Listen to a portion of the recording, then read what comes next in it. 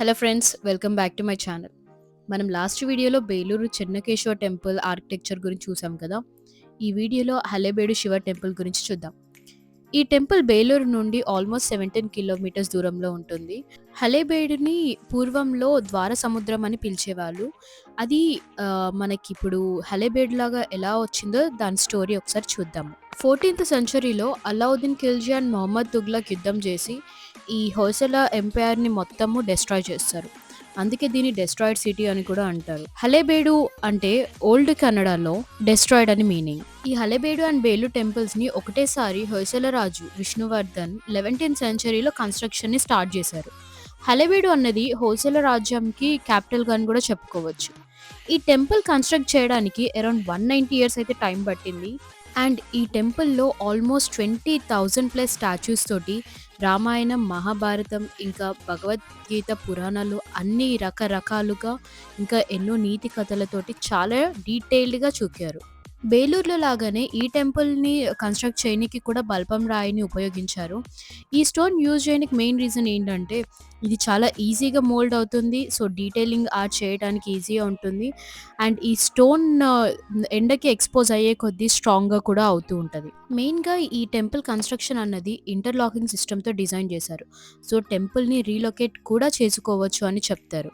యాక్చువల్గా అయితే ఈ టెంపుల్ కన్స్ట్రక్షన్ టైంలోనే Alauddin Khilji and Islamic ruler of Delhi attack చేయడం వల్ల కొన్ని ప్లేసెస్లో ఇన్కంప్లీట్గానే ఉండిపోయింది. అందుకే ఆ హలేబేడుని బయట చూడాలి, బేలూరుని లోపల చూడాలి అనేసి అంటారు. మనకి టెంపుల్ ఎంట్రన్స్లో ద్వారపాలకులు కనిపిస్తారు. ఇక్కడ ఈ ఆర్ట్ని మనం క్లియర్గా చూసినట్టయితే ఆ డీటెయిలింగ్ అన్నది చాలా బాగుంటుంది. ఎస్పెషల్లీ ఆ జ్యువెలరీ డిజైన్, ఈవెన్ కాస్ట్యూమ్స్ కూడా వాళ్ళు కుందన్స్ లాగా చాలా రిప్రజెంటివ్గా పెట్టించారు. ఇంత డీటెయిల్ ఆర్ట్ని ఇప్పుడు మనం పెయింట్ చేయాలంటే కూడా చాలా కష్టం అని చెప్పుకోవచ్చు. ఇక్కడ ఈ విగ్రహంకి హ్యాండ్స్ అన్నవి లేవు. ఇవి దాడిలో చేతులు పగిలిపోయాయి.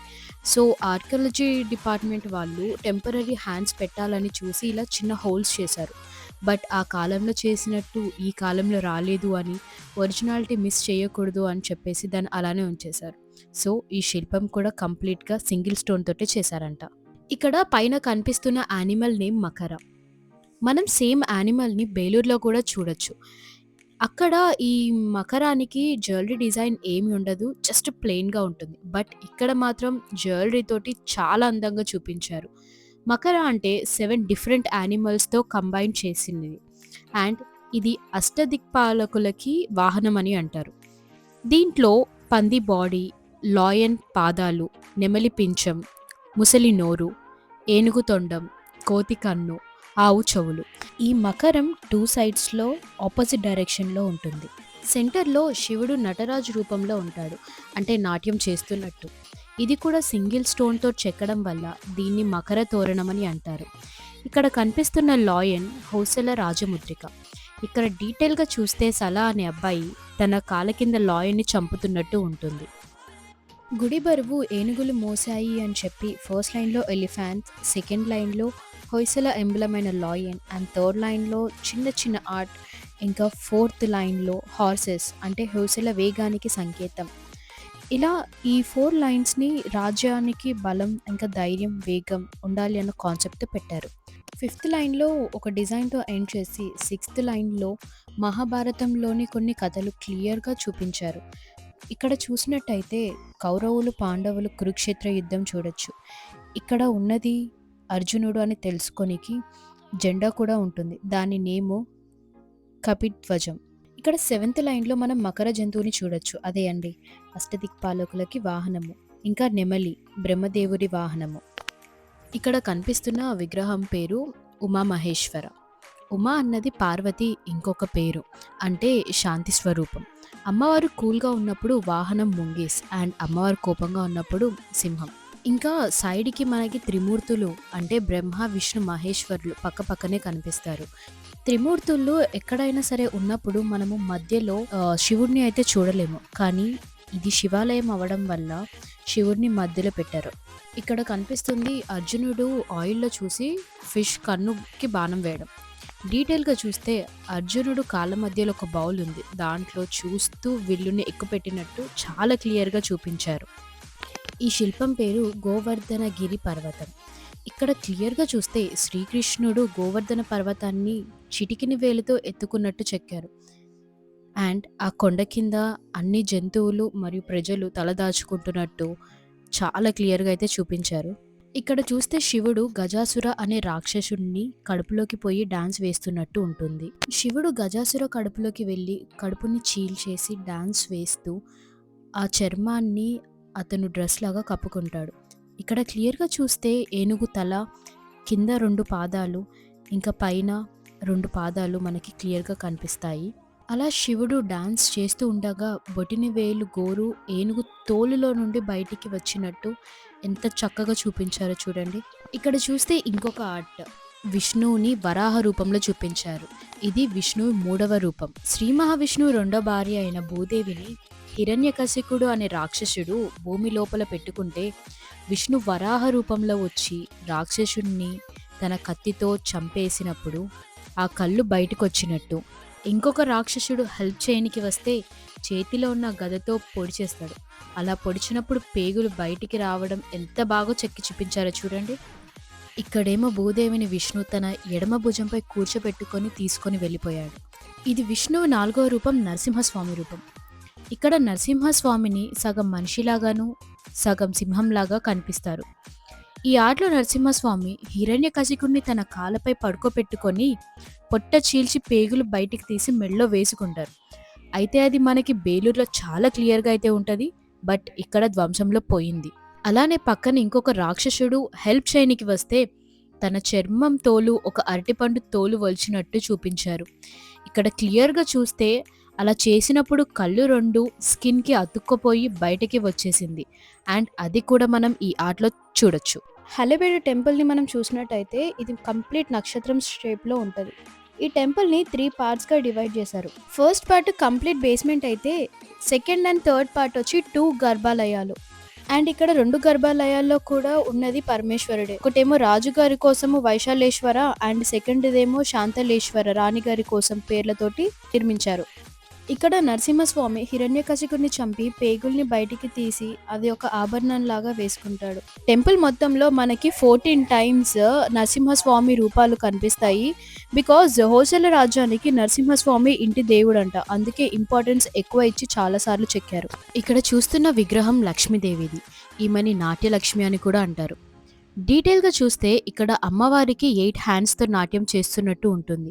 అందుకే అష్టభుజ మాత లక్ష్మీదేవి అని కూడా పిలుస్తారు. బేసిక్గా మనం కూర్చున్న లక్ష్మికి పూజ చేస్తాము, బికాస్ నాట్యలక్ష్మి మనతో ఉండదు అనే నమ్మకం. ఇక్కడ కనిపిస్తున్న విగ్రహం పేరు రుండమాలిని. ఇక్కడ అమ్మవారు ఒక రాక్షసి తలను లెఫ్ట్ హ్యాండ్తో పట్టుకొని ఇంకా పుర్రెలను దండల మీద వేసుకొని ఉన్నట్టు ఉంటుంది. ఇక్కడ శిల్పం నాట్యం చేస్తున్నట్టు ఉంది. అండ్ పక్కనే దెయ్యాలు మ్యూజిక్ వాయిస్తున్నాయి అండ్ ఇంకా కొన్ని డాన్స్ చేస్తున్నట్టు ఉంటున్నాయి. ఇదైతే కంప్లీట్గా బ్రేక్ డాన్స్ చేస్తున్నట్టు కనిపిస్తుంది. ఇది నరకం అని చెప్పనీకి చాలా క్లియర్గా ఈ శిల్పాలని రిప్స్ అని కనిపించేలాగా చెక్కారు. ఇక్కడ మనం కరుణార్జున యుద్ధం చాప్టర్ని కూడా చూడొచ్చు. అండ్ కనిపిస్తున్న బాణంని అక్షయ బాణం అని అంటారు. అక్షయ బాణం అంటే ఎవ్రీథింగ్ కూడా డబల్ అవుతూనే ఉంటుంది, లైక్ 2, 4, 8 అలా. అంతటి మహాకావ్యాన్ని కూడా ఈ బాణం రూపంలో ఎంతో చక్కగా చూపించారు. నాకైతే ఇది చూస్తుంటే లిటరల్లీ ఆ టైం పీరియడ్ ట్రాన్స్కి వెళ్ళిపోయినట్టు ఉంది. ఇక్కడ విష్ణువు వామన అవతారంలో చిన్న పిల్లలాగా వచ్చి మహాబలి చక్రవర్తిని 3 అడుగులు దానంగా అడుగుతాడు. అలా దానం తీసుకుంటూ పెద్దగా పెరిగిపోతాడు. ఆ పెరిగిన రూపమే త్రివిక్రమ్ అని పిలుస్తారు. అలా తీసుకున్న దానాన్ని ఫస్ట్ అడుగుతో ఆకాశంపై పెట్టగా విష్ణు పాదాలకి బ్రహ్మదేవుడు వాటర్తో పూజ చేస్తాడు. అప్పుడు ఆ వాటర్ అంతా ఒక నదిలాగా కిందకు వస్తుంది. అది నది అని చూపించడానికి నదిలో ఉన్న జంతువుల్ని కూడా ఇక్కడ చాలా చక్కగా చూపించారు.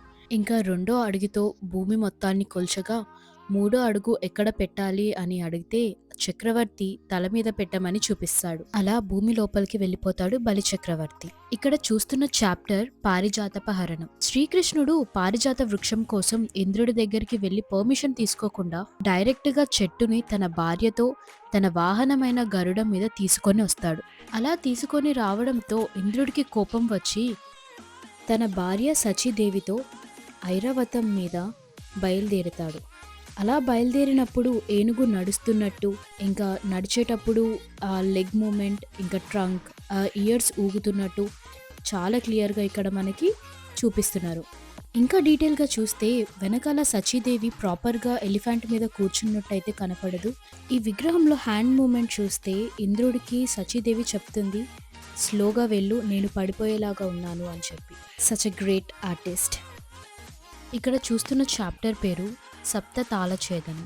ఇక్కడ క్లియర్‌గా చూస్తే రాముడు 7 తాటి చెట్ల వెనకాల నుండి వాలిని చంపుతాడు. ఎందుకంటే వాలి సుగ్రీవ యుద్ధంలో సుగ్రీవుడు ఓడిపోతూ ఉంటాడు. ఇంకా వాలికి సూర్య భగవాన్ నుంచి ఒక వరం ఉంటుంది. అది ఆయనని ఎదుర్కోవడం చాలా కష్టమని. రాముడికే వెనకాల నుంచి కొట్టడం తప్పలేదు. అందుకే everything is fair in love and war అంటారేమో. ఇక్కడ రామాయణంలో ఒక పార్ట్ కూడా ఉంది. రాముడు హనుమంతుడికి సీత జాడ కోసం పంపగా తన ఉంగరాన్ని ఇస్తాడు. అది ఇక్కడ మనం చాలా క్లియర్‌గా చూడొచ్చు. ఇక్కడ మనం పద్మవ్యూహంని చాలా క్లియర్‌గా చూడొచ్చు. ఈ పద్మవ్యూహంని రెడీ చేసింది ద్రోణాచార్యుడు. దీని గురించి ఆయన కొడుకైన అశ్వత్థామ, అర్జున, కృష్ణుడికి మాత్రమే తెలుసు. ఈ వ్యూహంలోకి వెళ్ళి యుద్ధం చేసి ఎలా బయటికి రావాలో అని. కానీ అర్జునుడు కొడుకైన అభిమన్యుడికి లోపలికి వెళ్ళడం మాత్రమే తెలుసు. ఎందుకంటే తల్లి కడుపులో ఉన్నప్పుడు ఆ సగం మాత్రమే వింటాడు. శ్రీకృష్ణుడు తన చెల్లి అయిన సుభద్రకి ఈ పద్మవ్యూహం స్టోరీ చెప్తుండగా సగం స్టోరీలోనే నిద్రపోవడం వల్ల కడుపులో ఉన్న అభిమన్యుడికి బయటికి ఎలా రావాలో తెలియదు. అయినా కూడా యుద్ధం చేయాలి అని చెప్పి అలా లోపలికి వెళ్ళి యుద్ధం చేస్తాడు. దాన్నే ద్రోణాభిమన్యు యుద్ధం అని అంటారు. ఇక్కడ ఈ చిత్రంలో చూస్తే భీముడు ఎంత బలస్తుడో క్లియర్‌గా తెలుస్తుంది. ఆయనకి 1000 ఏనుగుల బలం ఉంటదంట. ఇంకా యుద్ధంలో చాలా ఎలిఫెంట్స్‌ని గదతో కొట్టి చంపేసేవాడంట. అలా చంపేసిన ఎలిఫెంట్స్‌ని ఒక బ్యాగ్ లాగా విసిరేసి ఆకాశం వరకు పేర్చాడు. అది కూడా మనం చాలా క్లియర్‌గా చూడొచ్చు. దాన్ని శిల్పి ఎక్కడా కూడా కన్‌ఫ్యూజ్ అవ్వకుండా ఆకాశం, మేఘాల వరకు ఇంకా ఎలిఫెంట్స్‌తో పాటు ఎలిఫెంట్ రైడర్స్‌ని కూడా చంపేసి పడేసినట్టు చాలా క్లియర్‌గా చూపించారు. మనం కోకోనట్ వాటర్ ఆర్ జ్యూస్ తాగనికి స్ట్రాని వాడతాం కదా! అలాంటి ఒక కాన్సెప్ట్ ఎప్పటినుంచో ఉంది. అండ్ ఇంకొకటి ఏంటంటే టెలిస్కోప్ మనకి తెలిసింది 17th సెంచరీలో గెలీలియో ఇన్వెంట్ చేశాడు అని. బట్ అది ఇక్కడ చూస్తున్నట్టయితే టెలిస్కోప్‌ని 14th సెంచరీలోనే ఇన్వెంట్ చేశారు. అది ఇక్కడ చాలా క్లియర్‌గా కనిపిస్తుంది. మన పూర్వీకులు మనకి ఎన్నో ఇచ్చారు. బట్ మనం దాన్ని ప్రాపర్‌గా యూజ్ చేయట్లేదు అంతే. ఇక్కడ ఈ చిత్రం చూస్తే రావణాసురుడు శివుని కైలాస పర్వతంని ఎత్తుకొని నెత్తి మీద పెట్టుకున్నట్టుగా కనిపిస్తుంది. బేసిక్‌గా రావణాసురుడు వాళ్ళ అమ్మకి ఆత్మలింగం ఇస్తాను అని మాటిస్తాడు. 100 ఏండ్లు ఘోర తపస్సు చేసినా ఆ శివుడు రాకపోవడంతో కైలాస పర్వతాన్ని ఎత్తుకొని నెత్తి మీద పెట్టుకుంటాడు. అప్పుడు శివుడు తన పొగరు దించడానికి రైట్ సైడ్ ఫుల్ బరువుని వేస్తాడు. అది ఈ శిల్పంలో రైట్ సైడ్ బెండ్ అయినట్టు క్లియర్‌గా కనిపిస్తుంది. అలా బరువు పెరిగిపోతూ ఉంటే రావణాసురుడికి ఆ బరువు మొయ్యలేక కళ్ళు 2 బయటకు వచ్చినట్టు, ఇంకా ఆ బరువు కాళ్ళ మీద పడి 2 కాళ్ళు అటు ఇటు మోకాల మీద కూర్చున్నట్టు చాలా క్లియర్‌గా ఉంది. అలా కోపంలో రావణాసురుడు తన కుడి చేతిలో ఉన్న కత్తితో 10 తలలను నరుకుంటాడు. అయినా కూడా శివుడు రాకపోయేసరికి తన కడుపు కోసుకొని కడుపులోని పేగులు తీసి వీణలా చేసి సంగీతాన్ని వాయిస్తాడు. అప్పుడు శివుడు తన దీక్షకు మెచ్చి వచ్చి ఆత్మలింగాన్ని ఇచ్చి దాన్ని ఎక్కడ కింద పెట్టకూడదు అని చెప్పి కండిషన్ పెడతాడు. అలా అనుకోకుండా కింద పెట్టిన ప్లేసే ఇప్పుడు కర్ణాటకలో ఒక పుణ్యక్షేత్రంగా ఉంది. అదే గోకర్ణ. ఇక్కడ చూస్తున్న శిల్పం పేరు నాగముడి. ఇది అజంతా హెయిర్ స్టైల్కి రిఫరెన్స్. అజంతాలో పెయింటింగ్లో చూపిస్తే ఇక్కడ మాత్రం స్టోన్ మీద చెక్కి చూపించారు. ఈ స్టైల్ చూడడానికి ఎలా ఉందంటే ఒక నాగపాము ముడి వేసుకుంటే ఎలా ఉంటుందో అలా ఉంది. అండ్ ఆ హెయిర్‌కి కొప్పులాగా పెట్టుకొని పడుకుంటే నెత్తి కిందకి దిండు కూడా అవసరం లేదంట. ఆ కాలంలో అంత లాంగ్ హెయిర్ ఉండేది. కానీ ఇప్పుడు ఎవ్వరికీ కూడా ఆ ఛాన్స్ లేదు. ఇప్పుడు మనం యూజ్ చేస్తున్న బైక్ హెల్మెట్స్ కూడా ఆ రోజుల్లోనే యూజ్ చేశారు. అప్పట్లో సైనికులు ఏదైనా యుద్ధానికి వెళ్లే ముందు శిరాస్త్రం పెట్టుకొని దేవతలకు దండం పెట్టుకొని వెళ్ళేవారు. అది కూడా ఈ ఆర్ట్ చాలా క్లియర్‌గా చూపించింది. స్టార్టింగ్‌లో మనం 7 లైన్స్‌తో ఉన్న వాల్‌ని చూసాం కదా! కానీ ఇక్కడ ఓవరాల్‌గా 11 ఉంటాయి. ఫస్ట్ ఎలిఫెంట్ బలం కోసము, సెకండ్ లయన్ ధైర్యం కోసము, third line is for design, fourth horses వేగం కోసం, ఫిఫ్త్ లైన్ డిజైన్ కోసం అయితే సిక్స్త్ లైన్ కథ మన పురాణాల్లో, సెవెంత్ అండ్ ఎయిత్ దేవతల వాహనాలు, నైన్త్ లైన్ లో కథలు, 10th లైన్ లో డిజైన్ అయితే 11th లైన్ లో కామ మోక్ష. సింపుల్ గా ఈ లైన్స్ ని 4 పార్ట్స్ గా డివైడ్ చేసి ధర్మ అర్థ కామ మోక్ష అన్న కాన్సెప్ట్ తోటి బిల్డ్ చేశారు. ఒక మనిషికి జీవితంలో పాటించాల్సినవి 4 కూడా ధర్మ అర్థ కామ మోక్ష అనే 4 పార్ట్స్ని డివైడ్ చేసి చాలా క్లియర్గా ఈ ఆర్ట్ మొత్తంలో చూపించారు. ఇప్పుడు చూస్తున్న ఈ ఆర్ట్ పేరు క్షీరసాగర మదనం. ఆ రోజుల్లో రాక్షసులు ఒక పక్క, ఇంకా దేవతలు మరో పక్క అమృతం కోసం పోటీపడి కొండకి సపోర్ట్ లేక నీరు మొత్తం కిందకి వెళ్ళిపోతుంది. అప్పుడు విష్ణు కూర్మ అవతారం, కింద చూడండి తాబేలు, ఆ రూపంలో ప్రత్యక్షమవుతాడు. అది కూడా ఈ ఆర్ట్లో చాలా క్లియర్గా చూపించారు. గుడి లోపల ఉన్న స్తంభాలని పంచశిల స్తంభం అని అంటారు. ఎందుకంటే ఇక్కడ ఉన్నవి 5 ఎలిమెంట్స్, అవి పంచభూతాలకి రిఫరెన్స్తో ఉంటాయి. ఇక్కడ కనిపిస్తున్నది పీఠం, పీఠం పైన ఉన్నది స్తంభం, స్తంభం పైన కుంభం, తర్వాత ధృతి, ఆ తర్వాత ద్వారవాహకం అని అంటారు. ఈ పిల్లర్ అంతా ఇంటర్లాక్ సిస్టమ్తో చేయడం వల్ల ఇప్పటికీ ఈ 5 ఎలిమెంట్స్ని డివైడ్ చేసి మళ్ళీ జాయిన్ చేయొచ్చంట. ఇక్కడ లోపల ఉన్న స్తంభాలు ఏవి కూడా ఆర్ట్ వర్క్ అన్నది కంప్లీట్ అవ్వలేదు. వర్క్ జరుగుతున్న టైంలోనే యుద్ధం జరగడంతో మొత్తం అలానే వదిలేశారు. అండ్ మళ్ళీ వచ్చి ఆర్ట్ కంప్లీట్ చేద్దాం అనుకునేసరికి స్టోన్ మొత్తం క్లైమేట్ కి స్ట్రాంగ్ గా అయిపోయింది అండ్ ఆర్ట్ చేయడం కుదరలేదు. అప్పట్లో విగ్రహాల ప్రతిష్టాపనకు నవరత్నాలు యూజ్ చేసేవారంట. అంటే నవరత్నాలు కింద పోసి పైన విగ్రహాన్ని పెట్టేవారు. అలా నవరత్నాల కోసం యుద్ధంలో విగ్రహాలను ధ్వంసం చేసి తీసుకున్నారు. అందుకే మ్యాక్సిమం ఇక్కడ గుళ్ళల్లో దేవుళ్ళు అన్నది కనిపించరు, ఎంటీగా ఉంటుంది. కానీ కొన్ని ప్లేసెస్లో ఎక్కడైతే విగ్రహాలు కనిపిస్తున్నాయో అవి కూడా ఒరిజినల్ కావు. ఏదైనా శుభకార్యానికి మనం గుమ్మాలకి తోరణంలాగా కడతాము.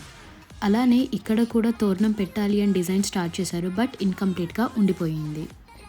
ఇక్కడ సీలింగ్ మీద ఆర్ట్ చేయడం చాలా కష్టం కాబట్టి ఇదంతా బయట చేసి ఇక్కడ ఫిక్స్ చేశారు. అండ్ ఇప్పుడు చూస్తున్నది మెయిన్ శివ టెంపుల్ ఇన్ హలెబేడు. ఇంకా గర్భాలయం బయట ద్వారపాలకులు నంది భృంగి దర్శనమిస్తారు. ఈ డిజైన్ చూస్తూ ఉంటే నేనైతే ఆ ట్రాన్స్లో ఉండిపోయాను చాలాసేపటి వరకు. ఇక్కడ ఈ ఐడిల్స్కి యూజ్ చేసిన హారాలు, ఈవెన్ ధోతీస్ కానీ, ఆ detailing art including dots what ever చాలా క్లియర్గా ఉంది. ఇంకా పాదాలకి వెళ్ళేసరికి ఆ పట్టీలు లేకపోతే కడియాలు ఏవైతే అంటారో అది కూడా చాలా డీటెయిల్గా చూపించారు. ఈ గర్భగుడికి ఎదురుగా 2 నందిలు ఉంటాయి. ఒకటి రాజు కోసం అయితే ఇంకోటి రాణి కోసం. ఈ నంది మన ఇండియాలో first place in beauty and second place in height. ఈ నందిని దూరం నుంచి చూస్తే ఆ షైన్ ఒక మిర్రర్ లాగా కనిపించేలాగా పాలిషింగ్ చేశారు. ఇంకా ఎంత రియలిస్టిక్గా ఉందంటే బ్రీత్ తీసుకునేటప్పుడు ఆ బ్లడ్ వెజల్స్ నర్వ్స్ కూడా క్లియర్గా కనిపించాలి అని చెప్పేసి గీతల్లాగా పెట్టారు. అండ్ బ్యూటిఫుల్ ఉంది అని అనడానికి రీజన్ ఏంటి అంటే ఈ ఆభరణాలు ఇంక్లూడింగ్ గంట, చెవులకి వేసిన డిజైన్ కానీ చూస్తుంటే చాలా బ్యూటిఫుల్గా అనిపిస్తుంది.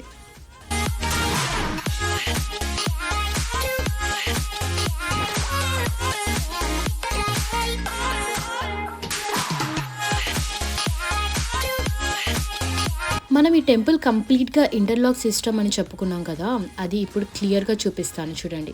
ఇక్కడ కనిపిస్తున్న హోల్లో విగ్రహాలను పెట్టేవారంట. అలానే లోపల కూడా మనకి సీలింగ్స్ దగ్గర చాలా వరకు ఇట్లా ప్లేస్ ఎంటీ హోల్స్ అన్నది కనిపిస్తాయి.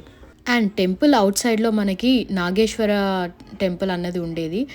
బట్ ఇప్పుడు అది అంత ధ్వంసం అయ్యాక మిగిలిన శిల్పాలు ఇంకా స్తంభాలను ఇలా పేడ్ చేసి పెట్టేశారు. వీటిని అరేంజ్ చేద్దాం అనుకున్నారు కానీ బట్ కుదరలేదు అని చెప్పి అన్నీ అలా ఉంచేశారనమాట.